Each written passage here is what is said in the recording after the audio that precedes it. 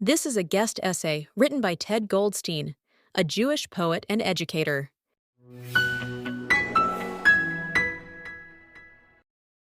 Firstly, let me say thank you. When I first started writing, people thought I was crazy for naming my publication The Zionist Voice. They thought I was committing literary suicide by so clearly putting myself and my work against the popular zeitgeist of publishing. But that, I told them, was precisely my point. You and I both know that the publishing industry has been wildly anti-Israel for decades, and much of that is due to you and people like you working so arduously to silence other writers like myself. Although I have published nearly 100 essays and poems since October 7th, I know that I will not be able to publish any of them in mainstream publications because literary darlings like you have made such a fuss. However, after rereading The Boycott, I realized that my work might not technically qualify for a boycott. So, secondly, I would like to respectfully request that all of the signatories of the boycott add me and my work to the list of Jewish authors you will not read. Although I am not Israeli, nor do I do any publishing in Israel, I absolutely support the Jewish nation's right to try to rescue the men and women who were captured by the terrorist organization that is, apparently, more righteous than the people of Israel. From what I read of the boycott, no Palestinian, even if they participated in the October 7th massacres, like so many Al Jazeera and BBC correspondents, will be boycotted. So, if I understand the boycott correctly, Israeli writers who were completely uninvolved in this war are more deserving of the ire of 1,000 writers than Palestinian writers who may have literally kidnapped Jewish women and held them hostage for God knows how long. If that is the case, and you and every single other signatory believe that, then please, dear God, boycott my writing. You do not deserve to read it. My name is Theodore Goldstein. I am a Zionist poet. I follow in the literary tradition of King David and Ze'ev Jabotinsky, Chaim Bialik and Yehuda Amichai, Emma Lazarus and Philip Roth. Do you really think I am going to care what 1,000 middling modern writers have to say? Perhaps your writing is as good as T.S. Eliot and Ezra Pound. You certainly seem to feel similarly about Jewish art as they did.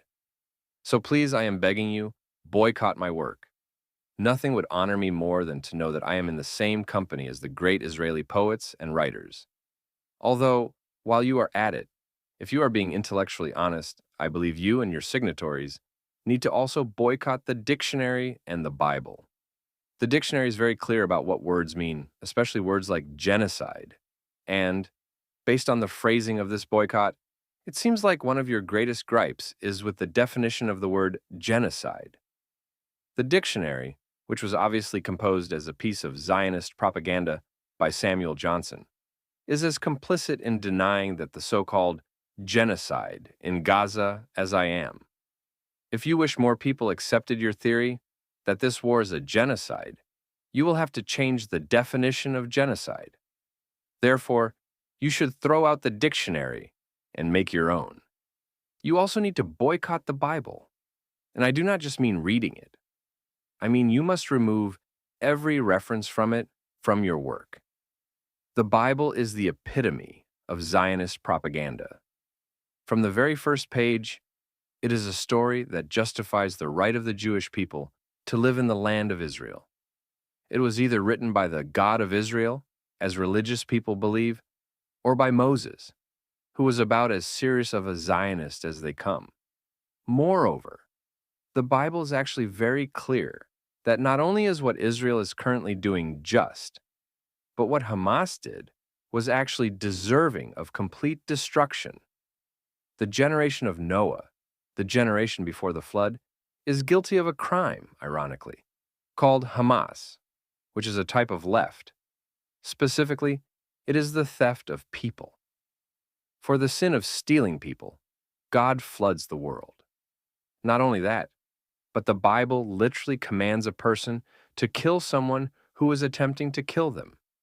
Hezbollah had been launching rockets at Israel for 11 months, before Israel responded. Ironically, Israel was actually in the wrong in that case, as they should have attacked far sooner. So, if you are intellectually honest, it is obvious that your writing needs to be purged of any biblical references, because all biblical references point towards Zionism. Now, the last question I have for you is why? Why boycott Israeli writers and publishers? You cannot possibly think that such a boycott will do anything to move the dial on the war effort. There is very little money in publishing. Whatever financial damage you are doing must be completely inconsequential. I would assume then that the goal of this boycott is to scare writers like me into thinking that if I continue to speak my mind, my career will be ruined. It is exactly how the BDS campaign has operated, and it is exactly how the social media blackout for Palestine has worked.